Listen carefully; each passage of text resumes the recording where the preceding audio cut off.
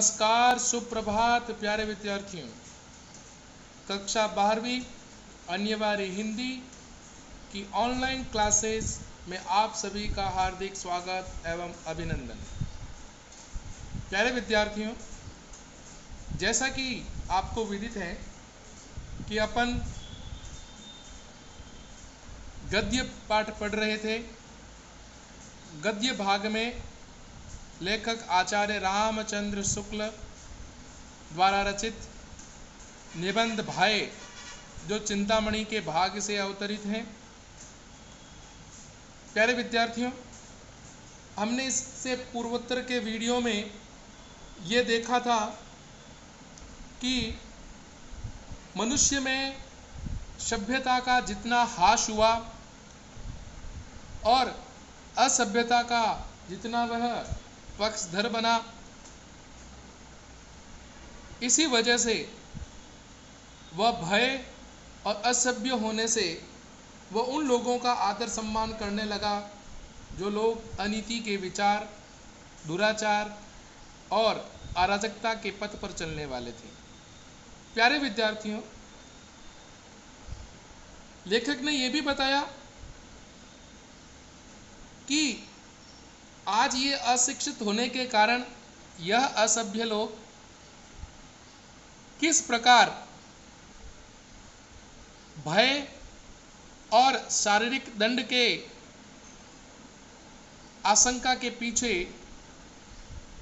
वे लोग विद्वान का आदर न करके, ज्ञानी पुरुषों का आदर न करके थानेदार का आदर कर रहे हैं। ये इस बात का द्योतक है कि किस तरीके से भय उनके हृदय में बैठ चुका है और निकाले नहीं निकल पा रहा। लेखक इसी संदर्भ को आगे बढ़ाते हुए कहते हैं, चलने फिरने वाले बच्चों में, ये बात पहले भी आई कि भय सबसे ज़्यादा बच्चों के मन में होता है, जिनमें भाव देर तक नहीं टिकते, यानी उनके भाव, उनके मन के विचार, संवेग जिसे अपन कह सकते हैं, संवेग यानी संवेग जब तक उनके मन में नहीं टिकते और दुख परिहार का ज्ञान या बल नहीं होता, भय अधिक होता है। यानी उन्हें किसी प्रकार का ज्ञान, उन्हें किसी प्रकार का भाव आभास नहीं होता, तब तक उनके मन में भय रहता है। बहुत से बच्चे तो किसी अपरिचित आदमी को देखते ही घर के भीतर भाग जाते हैं। ये उनके मन में पहले से ही बैठाया हुआ वह भाव और वह संवेग है कि तुम्हें अपरिचित लोगों से मिलना जुलना नहीं है। ठीक है। पशुओं में भी भय अधिक पाया जाता है। अपरिचित के, जिससे आप परिचित नहीं हो, उससे आपको भय दिन ब दिन बढ़ता जा रहा है। में जीवन का कोई गूढ़ रहस्य छिपा जान पड़ता है। प्रत्येक प्राणी भीतरी आँख खुलते ही अपने सामने मानो एक दुख कारण पूर्ण संसार फैला हुआ जान पड़ता है। यानी आँख खुलते ही उसे इस बात का आभास, इस बात का भाव रहता है कि उसके साथ कुछ न कुछ कोई व्यक्ति पीठ पीछे कुछ अनिष्ट भाव तो नहीं कर रहा, कुछ अनिष्ट कार्य तो नहीं कर रहा, और इस प्रकार से उसके मन में ये भय सा घर कर जाता है, जिसे क्रमशः कुछ ज्ञान और बल से और कुछ बाहुबल से थोड़ा बहुत सुख में बनाना चाहता है। यानी वह उस दुख में भी कुछ सुख के पल खोजने के लिए वह प्रयासरत भी रहता है, जिसे क्रमशः हो गया क्लेश और बाधा का ही सामान्य आरोप करते जीवन संसार में पैर रखता है। सुख और आनंद को वह सामान्य का व्यतिक्रम समझता है। सुख और दुख को एक सामान्य सी स्थिति, एक सामान्य सा भाव समझता है कि सुख और दुख तो एक चक्र के समान है जो मानव जीवन में सदैव आते रहते हैं और बनते रहते हैं। प्यारे विद्यार्थियों, यानी वह उसे केवल एक सुख चक्र का भाव समझता है और सुख चक्र का, दुख चक्र का और सुख चक्र का भाव समझकर वह उसे भोगने के लिए तैयार रहता है, उसको दूर करने का प्रयास नहीं करता। विरल विशेष मानता भी है। इन विशेष से सामान्य की ओर जाने का साहस उसे बहुत दिनों तक नहीं होता। परिचय के उत्तरोत्तर अभ्यास के बल से अपने माता पिता या नित्य दिखाई पड़ने वाले कुछ थोड़े से और लोगों के संबंध में यह धारणा रखता है कि वे मुझे सुख पहुंचाएंगे। जिन व्यक्तियों से उसकी जान पहचान है, ध्यान रखना ये व्यक्ति का स्वभाव हो गया, जिन व्यक्तियों से जान पहचान, जिन व्यक्तियों के साथ उसका व्यवहार रहता है, उठना बैठना रहता है, उनका आचरण रहता है, वह उन व्यक्तियों से सुरक्षित महसूस करता है बनिस्पत की अपरिचित व्यक्तियों के, क्योंकि अपरिचित व्यक्तियों के बारे में उसे ये आभास नहीं रहता कि कौन सा व्यक्ति उसे कष्ट, दुख, पीड़ा पहुंचाने वाला है। जिन्हें वो नहीं जानता, जो पहले पल उनके सामने आए हैं, उनके पास वह बेधड़क नहीं चला जाता, यानी बिना किसी डर के बिल्कुल अज्ञात वस्तुओं के प्रति वह ऐसा ही करता है। यानी अज्ञात वस्तुओं के प्रति उसका विचार, उसका प्रभाव, उसका स्वरूप और उसका व्यवहार बिल्कुल बदला सा ही रहता है, और बदले रहने के कारण वह अपना सर्वांगीण विकास नहीं कर पाता। प्यारे बच्चों, ध्यान रखना, ठीक है। तो इसके अंतर्गत हमने ये देखा कि मनुष्य के पास भय के प्रति किसी प्रकार का कोई दूसरा प्रयास नहीं कि जिसे वह दूर करने की कोशिश करे। आगे देखते हैं लेखक क्या कहता है। भय की इस वासना का परिहास कहें, वो चलता रहता है। ध्यान रखना, लोग जब ये देखते हैं कि वह व्यक्ति भयभीत होता है इस व्यवहार से, इस क्रियाक्रम से, तो उसके व्यवहार में दिन दिन परिवर्तन देखने को मिलते रहते हैं, और उसका मजाक इस भय वासना से सदैव बना रहता है। ज्यों ज्यों ये नाना रूपों से अभ्यस्त होता है, नाना रूप यानी विभिन्न प्रकार के व्यवहार के रूपों से उसका परिचय होता है, त्यों त्यों वह उसके मन के विचार, उनके मन के भाव त्यों त्यों बदलते रहते हैं। इस प्रकार अपने ज्ञान बल, इसको अंडरलाइन कर लेना और नोट भी कर लेना, अपने ज्ञान बल, हृदय बल, शरीर बल की वृद्धि के साथ वह दुख की छाया मानो हटाता चलता है। तो ये प्रश्न बनता है यहाँ पर कि मनुष्य अपने भय के उस आरोप को या भय के उस दबाव को वह किस प्रकार कम करने की चेष्टा करता है, किस प्रकार से वह क्या कार्य करता है। अब आपके सामने 3 शब्द आए हैं, एक आया है ज्ञान बल, एक हृदय बल और एक शरीर बल। ये क्या होते हैं? प्यारे विद्यार्थियों, ज्ञान बल का तात्पर्य यह होता है कि ज्ञान के माध्यम से अपने मन के अंदर के जो विकार हैं, उन विकारों को वो दूर करने का प्रयास करे, क्योंकि ज्ञान एक ऐसा भाव है जो मनुष्य को अज्ञानता से उभारता है, अज्ञानता से दूर करता है। जो मन में वो दूसरों के प्रति धारणा बना बैठा है, उस धारणा को दूर करने का प्रयास उसे ज्ञान बल के माध्यम से होगा। फिर हृदय पर जिस प्रकार उसके मन में शुरू से ही हृदय में जो भाव घर कर गया है, उसको अपने आत्मविश्वास के भाव से, ध्यान रखना, मैंने ये आपको पहले ही जब पाठ शुरू किया तब बताया था कि मनुष्य के पास यदि आत्मविश्वास है, आत्मबल है, उत्साह है, साहस है, तो वह कठिन से कठिन समस्या को भी पार कर सकता है। उसके पास आत्मबल होना चाहिए, आत्मविश्वास होना चाहिए, स्वभाव में परिवर्तन होना चाहिए। फिर बात करते हैं शरीर बल। शरीर बल से तात्पर्य यह है कि अगर मनुष्य मानसिक और शारीरिक रूप से सुदृढ़ हो, किस रूप से बच्चों? मानसिक एवं शारीरिक रूप से सुदृढ़ हो।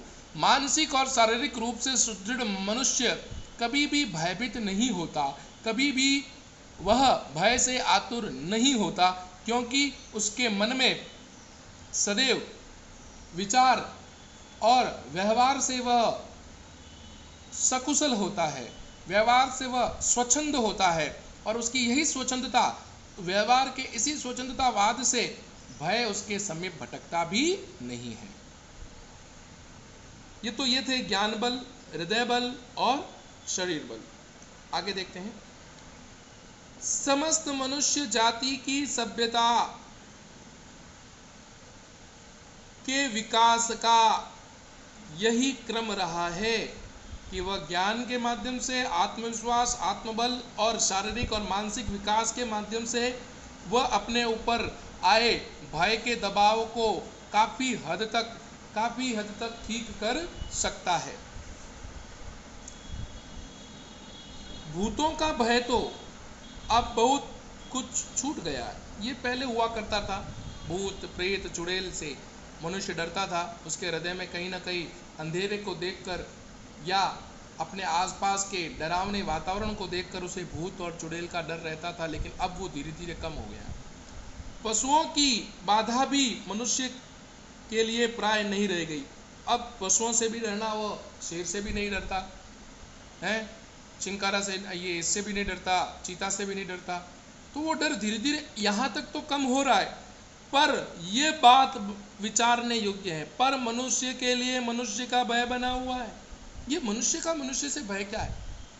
मनुष्य से मनुष्य का भय यह है कि मनुष्य कुछ अपने मोह, माया, लोभ और स्वार्थ की चेष्टा को सिद्ध करने के लिए या स्वार्थ भाव को पूर्ण रूप से सिद्ध करने के लिए वो मनुष्य को दबाता जा रहा है। मनुष्य को उसके ऊपर मानसिक प्रताड़ना देकर, मानसिक उसके ऊपर आरोप प्रत्यारोप लगाकर उसके अधिकारों का हनन कर रहा है। प्यारे बच्चों, मनुष्य पर अधिकारों का हनन कैसे कर रहा है?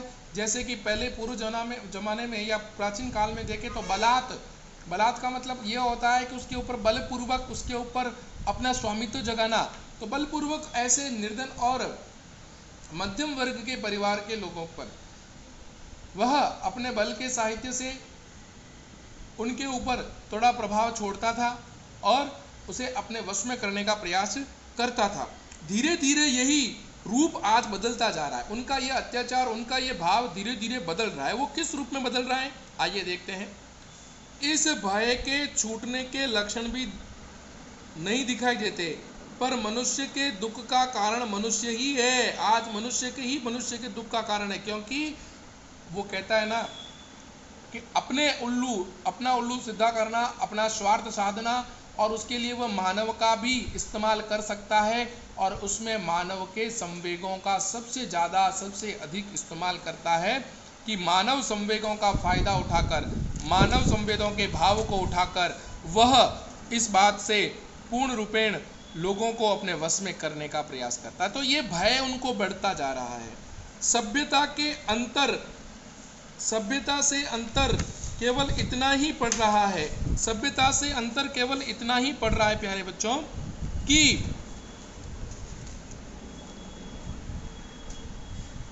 दुख दान की विधियां बहुत गूढ़ और जटिल हो गई। यानी दुख दान की, यानी दुखों को दूर करने की जो विधियां हैं, वो विधियां थोड़ी सी क्या हो गई हैं, दूर हो चुकी हैं। ठीक है, अब क्या कह रहा है, अब वो जटिल कैसे हो गई? दुख देने की बात जटिलता के भाव कैसे हो गई? उसका क्षोभ कारक यानी दुख का रूप बहुत से आवरणों के भीतर ढक चुका है। यानी मनुष्य का मनुष्य से दुख होना, मनुष्य से मनुष्य के भाव से डर होना, क्योंकि मनुष्य अपने स्वार्थों को सिद्ध करने के लिए दूसरों के अधिकारों का हनन कर रहा है और उसी अधिकारों का वह हनन करके वह अपना लाभ बनाना चाहता है, अपना स्वार्थ सिद्ध करके वह अपने आत्मबल को, आत्मविश्वास और अपने प्रभुत्व को छाना चाहता है। प्यारे बच्चों ध्यान रखना, अपना प्रभुत्व और अपने अधिकारों की रक्षा के लिए वह दूसरे व्यक्तियों के अधिकारों का हनन करता जा रहा है। अब वो कैसे कर रहा है वो देख रहे हैं अपन आगे, देखना। अब इस बात की आकांक्षा तो नहीं रहती कि जबरदस्ती आकर अपने घर, खेत, बाग, बगीचे, रुपए पैसे छीन ले, पर इस बात का भय रहता है कि कहीं वो नकली दस्तावेज तो नहीं बना रहा है, कहीं वो झूठे गवाह और कानूनी बहसों के बीच में उलझकर इन वस्तुओं से उसे वंचित ना कर दे। इसी दोनों बातों का ये परिणाम एक ही है कि मनुष्य इसी से भयभीत हो रहा है। बहुत बहुत विचारणीय बात है। लेखक ने यहाँ पर अपना पूरा मन, पूरा भाव प्रकट कर दिया है कि आज मनुष्य से मनुष्य दुखी है, मनुष्य के व्यवहार से दुखी है, मनुष्य की आचरण से दुखी है, और कहीं ना कहीं उनके प्रति हो रहे षड्यंत्र, उनके प्रति हो रहे विभिन्न प्रकार के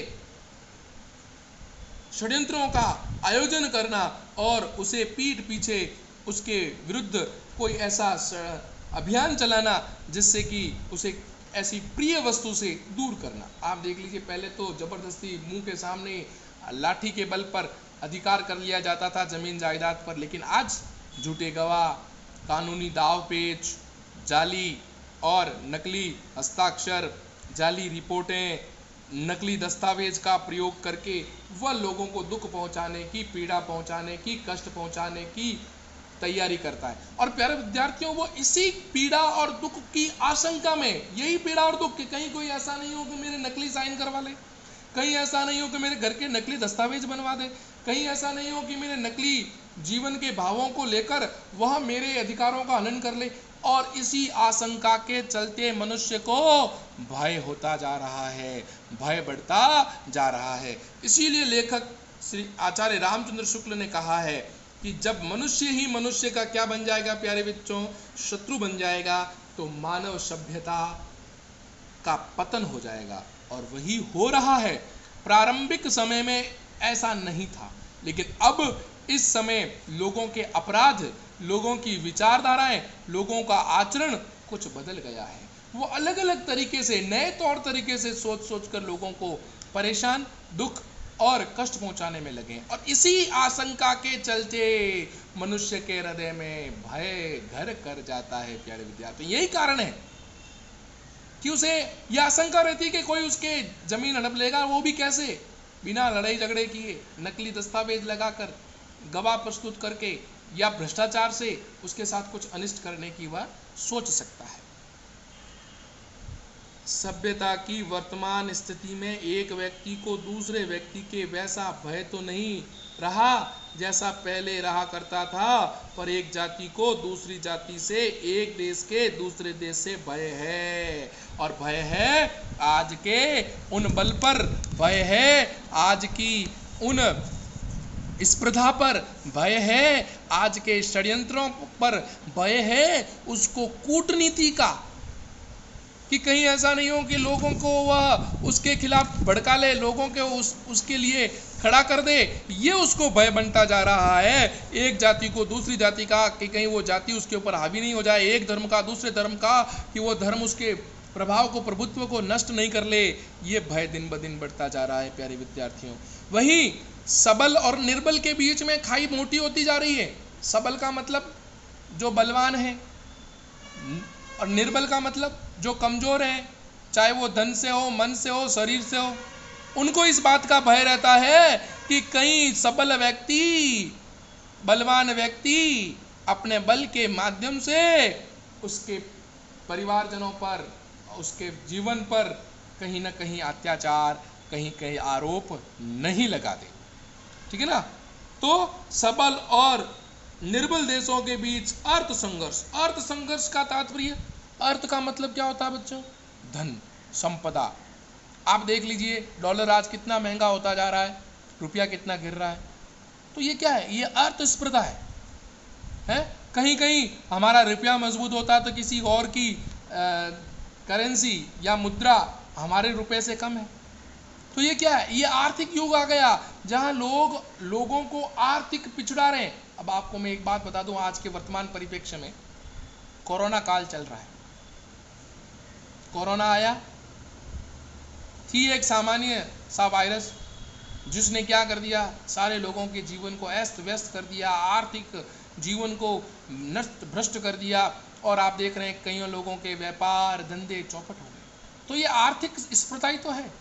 एक देश दूसरे देश को इस तरीके से आर्थिक पीड़ा पहुंचा रहा है, कष्ट पहुंचा रहा है, और यही भय रहता है कि फलाना कंपनी, फलाना व्यापार, फलाना औद्योगिक इकाई कहीं मुझसे आगे नहीं निकल जाए, कहीं मेरे प्रोडक्ट को नीचा नहीं दिखा दे, कहीं मेरे उत्पाद को वह कम नहीं आके।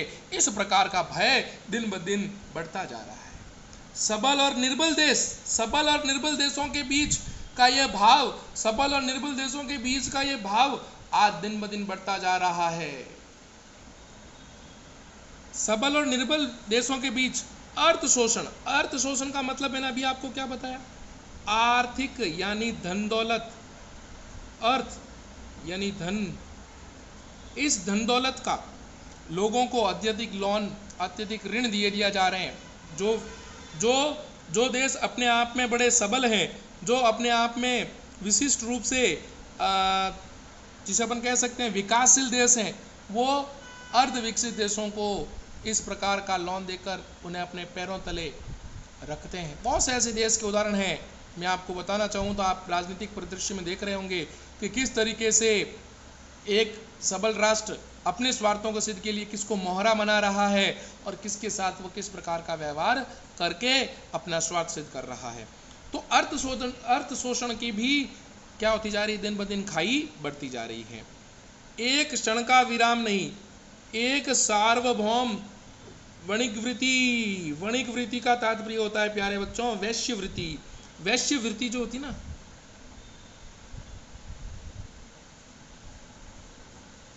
वैश्यवृत्ति से तात्पर्य यह है कि व्यापारिक नीतियां दिन ब दिन क्या होती जा रही है, बदलती जा रही है। और व्यापारिक नीतियों के बदलने से लोगों का, देश का अर्थव्यवस्था डगमगा रही है और इसी कारण देश को दूसरे देश से भय रहता है कि कहीं उसकी आर्थिक नीति विफल नहीं कर दे। उसका अनर्थ कभी ना कभी होता है। इसी स्त्रातवृत्ति है ना, यानी क्षत्रिय धर्म उसके लक्ष्य से अपना लक्ष्य अलग रखती है, पर इस युग में दोनों का विलक्षण सहयोग हो रहा है। वर्तमान अर्थोन्माद मतलब अर्थ के अंदर उन्माद, यानी धन दौलत के घमंड में चूर देश निर्धन देशों के ऊपर अत्याचार कर रहे हैं। को शासन के भीतर रखने के लिए क्षात्र धर्म के यानी क्षत्रिय धर्म के उच्च और पवित्र आदर्श को लेकर छात्र संघ की प्रतिष्ठा आवश्यक है, यानी पुनः क्षत्रिय धर्म की निभाने की आवश्यकता है। प्यारे बच्चों, क्षत्रिय धर्म वह धर्म है जहाँ समस्त वर्णों को एक नज़र से देखा जाता है और समस्त मानव कल्याण और समाज कल्याण की बात को अपना मुख्य उद्देश्य मानकर उनका विकास करने के बारे में सोचा जाता है। जिस प्रकार सुखी होने का प्रत्येक प्राणी को अधिकार है, उसी प्रकार मुक्त आनंद होने का भी। जिस व्यक्ति को यह रहता है कि वह सदैव सुख आनंद से परिपूर्ण रहे, तो उसे मुक्त आतंक यानी आतंक से मुक्त, उसे आतंक से मुक्त रहने का भी प्यारे बच्चों अधिकार है। पर कर्म क्षेत्र के चक्रव्यूह में पड़कर जिस प्रकार सुखी होना प्रयत्न साध्य होना, उसी प्रकार निर्भय रहना भी जरूरी है। कर्म क्षेत्र में भी अगर व्यक्ति निडरता के साथ कार्य करेगा तो उसे किसी प्रकार का भय नहीं रहेगा।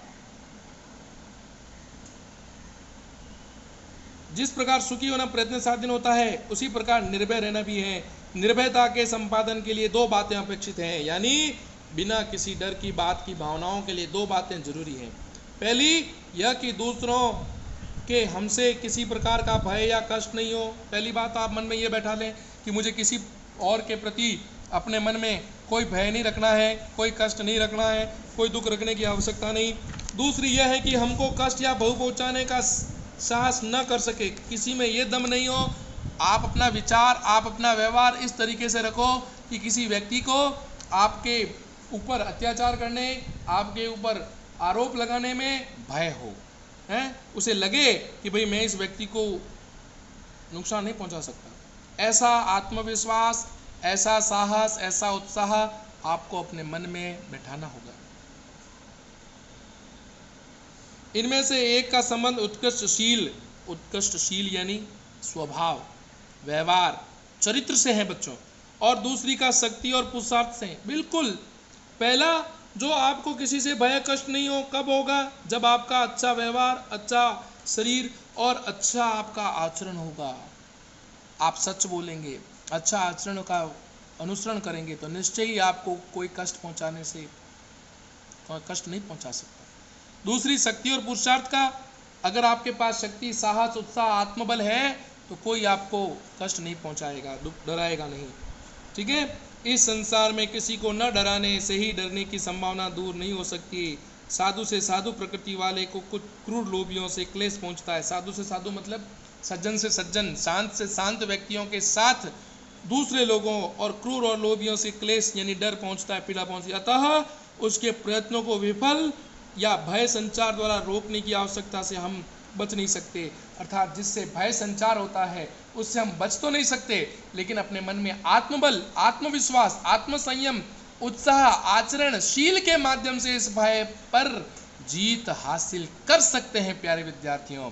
तो इस प्रकार आचार्य रामचंद्र शुक्ल ने अपने निबंध में महत्वपूर्ण बात से लोगों के मन में भय दूर करने के उदाहरण बताए, प्रयत्न बताए और कुछ ऐसी बातें बताई जिसका अनुसरण करके मनुष्य अपने मन से भय और पीड़ा को दूर कर सकता है। तो प्यारे विद्यार्थियों, ये था अपना भय। अब इसके थोड़े से जो व्याख्या गद्यांश की भी आती है प्यारे बच्चों, तो गद्यांश की व्याख्या है तो उसमें अपने को किन किन बातों का ध्यान रखना है, क्या क्या चीज़ लिखनी है, तो वो मैं आपको लिख के बता रहा हूँ। भाषा,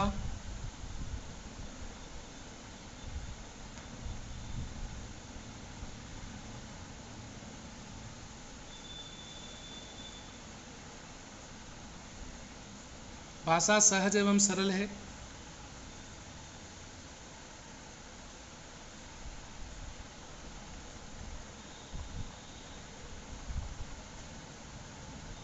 मुहावरों का प्रयोग किया है।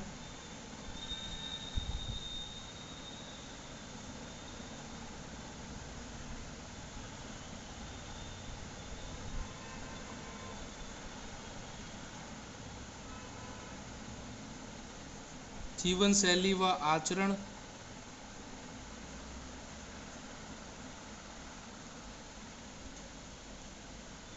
शील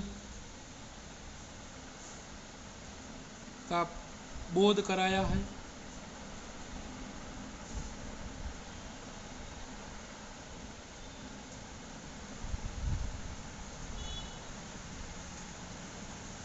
लक्षणा व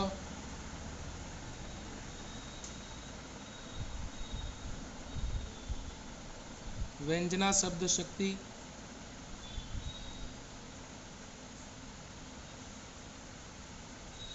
का प्रयोग,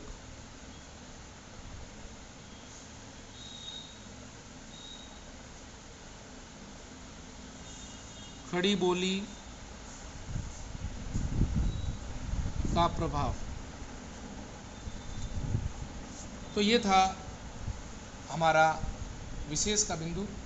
तो प्यारे बच्चों, आशा करता हूँ आपको ये पूरा भय निबंध समझ में आया होगा। प्यारे बच्चों, गद्यांश के वीडियो आपको कैसे लग रहे हैं आप मुझे कमेंट बॉक्स में ज़रूर बताएं। अगर आपको किसी प्रकार का डाउट और अगर किसी प्रकार का संदेह हो तो भी मुझे कमेंट बॉक्स में ज़रूर लिखें और मेरे इस YouTube चैनल को अधिक से अधिक लाइक, शेयर और सब्सक्राइब ज़रूर करें। मिलते हैं एक नए प्रकरण के साथ, तब तक के लिए नमस्कार।